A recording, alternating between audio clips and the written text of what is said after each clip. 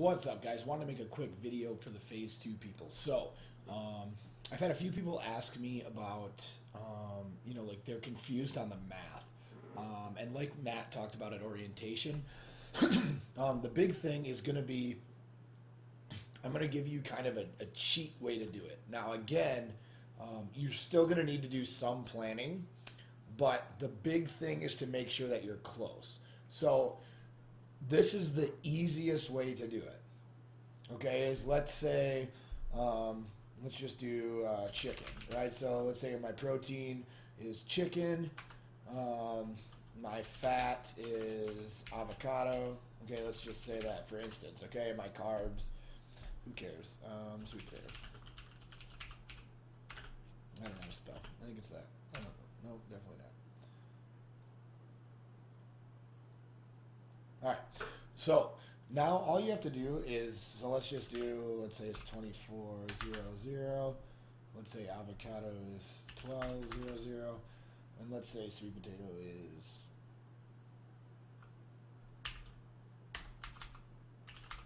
let's say this is, let's just say it has 10 grams of protein, 50 grams of carbs, I don't know what it is, and 2 grams of fat. Okay, so you go through, now here's what I'm going to suggest you do. Go through and create your menu. And if you're going to do, let's say 5 meals, for example, try to get the 5 meals really, really close. Okay, now obviously down here, you have to change what your goal macros are. Okay, so if I was doing mine, so those are mine for like my plan. Okay, so if I got rid of, okay, like this meal, this is just an example, so let's just get rid of that. Oops, sorry. Clear? There we go. Okay, so if I go down here, right, this is my remaining macros. So typically what I would do is if I'm eating, right now I'm eating 6 meals a day. Okay, so I would go through and fill this out. I make 2 of these, and then I have a training day and a non-training day, and I literally eat the same food every day because this is my first week. So like next week, I'm planning on adding a little bit of different proteins and switching a couple things up now that I've gotten a little bit more comfortable with it. But you guys are doing the same thing. You're counting all macros.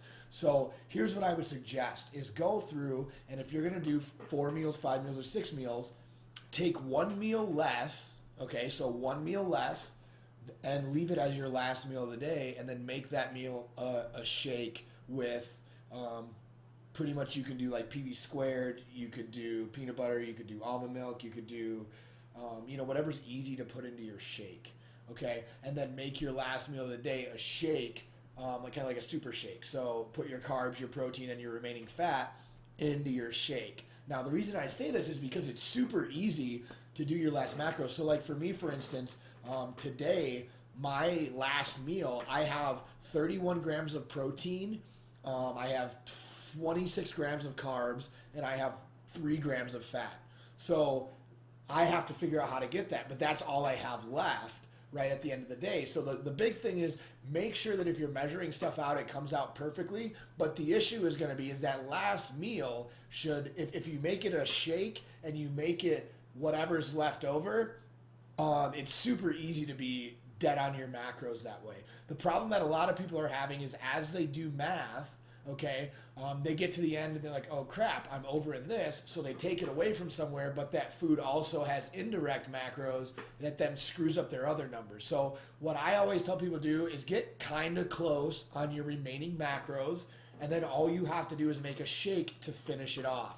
That makes your life super, super, super easy. So, and again, you can put that shake anywhere you want in the day, right? Once you've figured out all your meals but one, that last shake, you can move wherever you want. So if like you're a teacher, for instance, and let's say you're at school all day and you know that between 11 and 2 you don't have lunch and you're going to have a shake in that point, make that your shake where you're doing your catch-up macros, and then everything else, as long as you're on point, you're good to go. I just wanted to throw that little tip out there because I've had some people who are really struggling with some of the math portion of it and taking way too long to figure stuff out. Don't over stress about this, guys. If you just, the easiest way to do it is create 1 meal less and then fill in that last meal with what we call like a makeup shake. So it's going to make up the rest of your macros.